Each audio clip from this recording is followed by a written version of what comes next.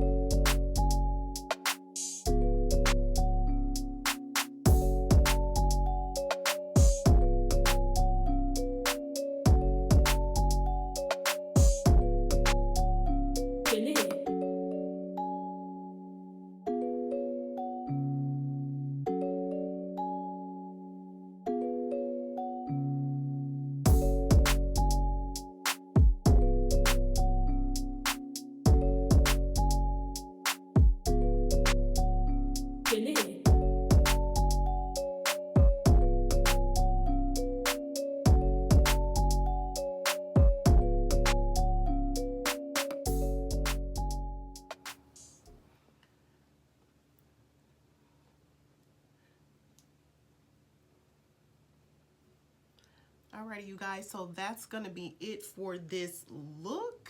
I'm loving this blonde color, you guys. This is T27, and on the site they have like several colors you can choose from, so you don't have to worry about if you don't like color. They do have just the plain solid colors that you can choose from.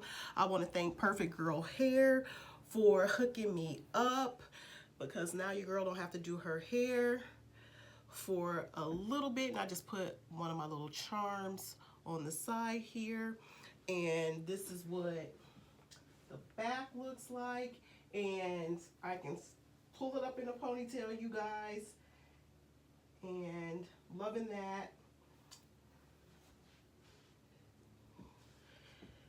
And yeah, you guys, this was a quick 30-minute hairstyle. You don't have to be a perfectionist.